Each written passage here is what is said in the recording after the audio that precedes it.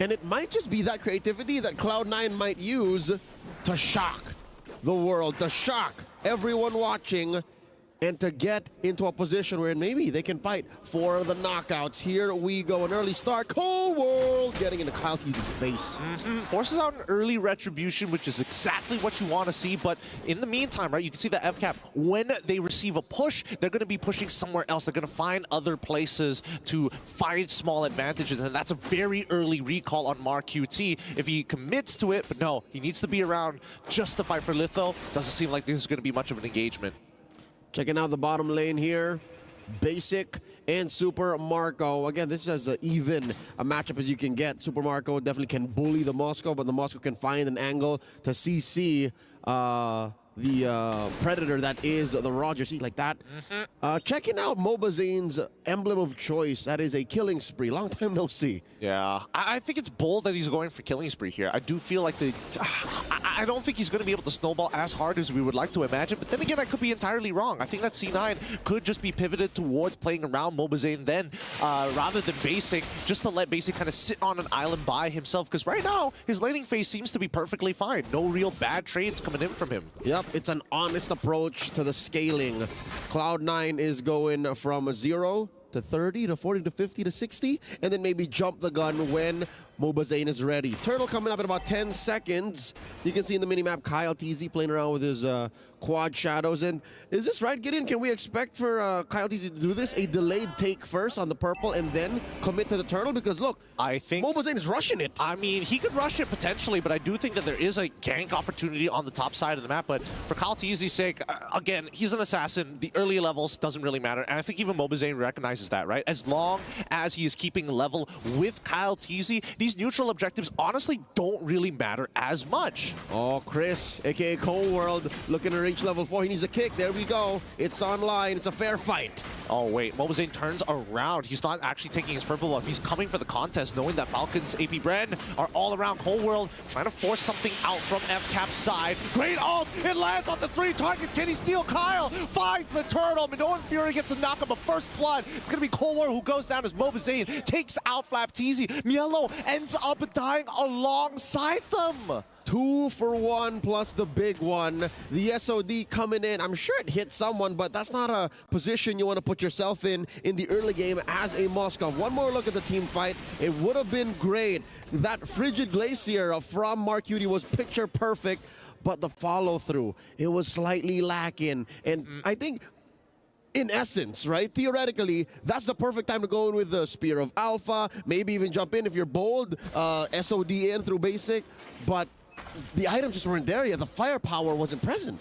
The firepower definitely wasn't present, and I think more so, it's kind of difficult to lock down the Hayabusa without having the space to do so, right? You can see that MarQT doesn't want to go further than he has to, and Kyle TZ can just sit back with the quad. This is the kind of situation wherein you look at the emblems and you see the difference maker, even if they were at relatively the same amount of items just yet.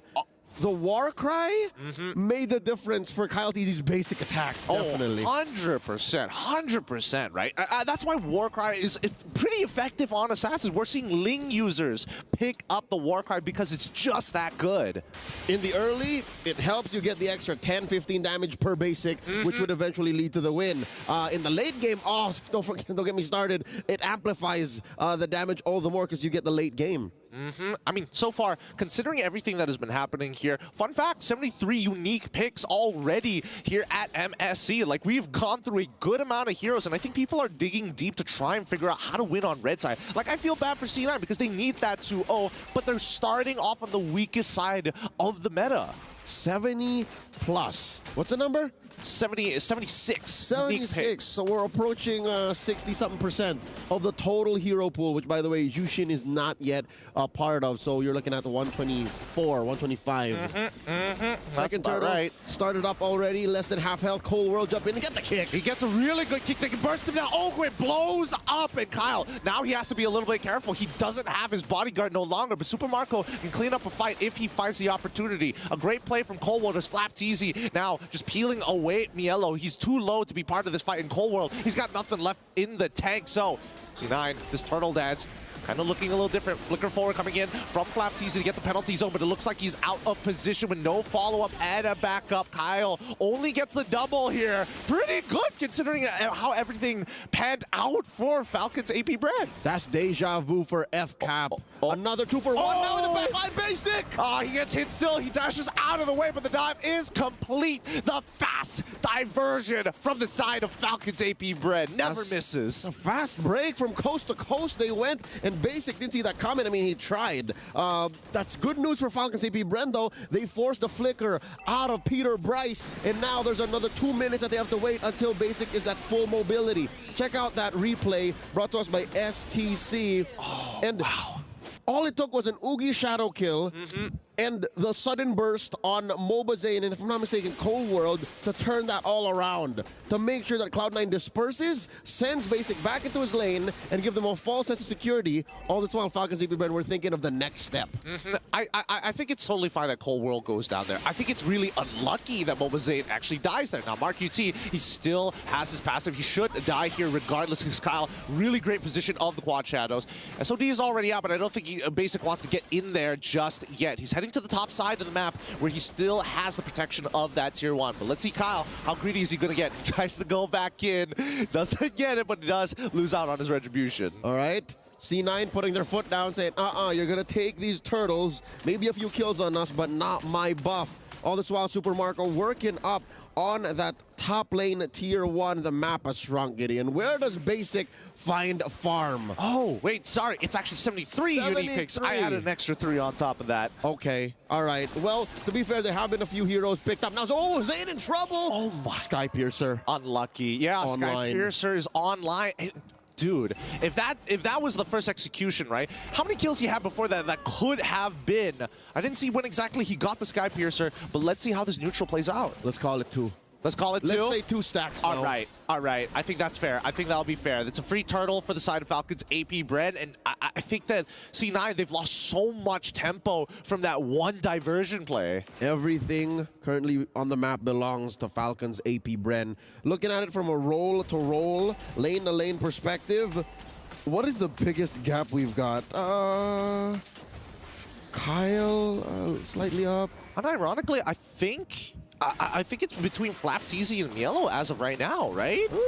Based on, I mean, Mlbb is 2 levels down. Oh no, he got hit by the edge of it. No, the Vanilla Fury already finds the pick. Oh, and Few can now put himself in the front lines a little more.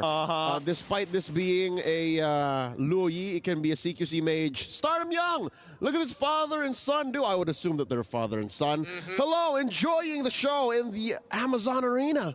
It's great to see the families come together, especially showing their love for esports here.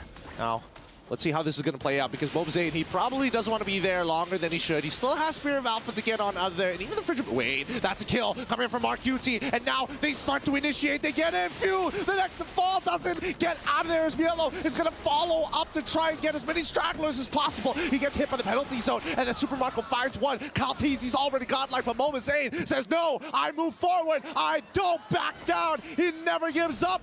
Oh my God, Cold World saves Mlbb life with a flicker away in the dragon. Straight up martial arts. The kick into the spear, into the true damage from Beta. Cloud9 are here to play. They are not gonna bow down and take this lion down. Falcon's AP Bren have to respect Cloud9's micro now. That top lane engagement deep behind enemy lines.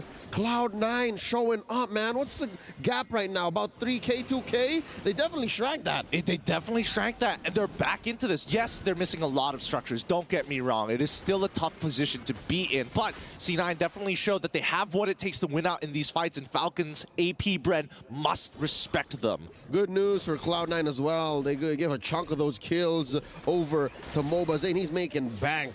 And yeah, they'll take whatever kills they can, but what is good to know for NA fans is there's 10 seconds left on Marco and Fuse Purify. So if somehow Cloud9 find a kick, if somehow Cloud9 find an engage off of Mielo, then maybe this could be a free Lord. But bad news is they spent a lot of battle spells. Look at all of those flickers on cooldown. I think they need to play around these battle spells, right? That's their big X factor from the side of C9. And Falcon's AP Bren, they recognize it too. Oh, BOD for the side of Kyle. All right. That is a BOD, yes. Diversion in. Kyle TZ picked up by few. Here's the fight. Mlbb does get the Lord, but now the Frigid Breath is already down. Kyle finds Cold War instantaneously as the Minoan Fury is going to be coming out, and unlucky because right now he's just chaining kills upon kills upon kills. This man's making stacks. That is the most expensive Lord I've seen in a while. 4 for a major objective. And now Falcon's AP Bren making a beeline for this mid lane inhibitor. Oh my goodness. Like, can Kyle not, like, he lost at least 30% of all, 40% of his stats. He got it all back in a single fight. Maybe even more now because he just got 3 out of that single engage by pressing his ult. Looking at the items, there is the Sky Piercer, the Blade of Despair, and the Hunter's Strike. As for Mlbb, he's definitely building a little chunkier now. Oh, Diversion out.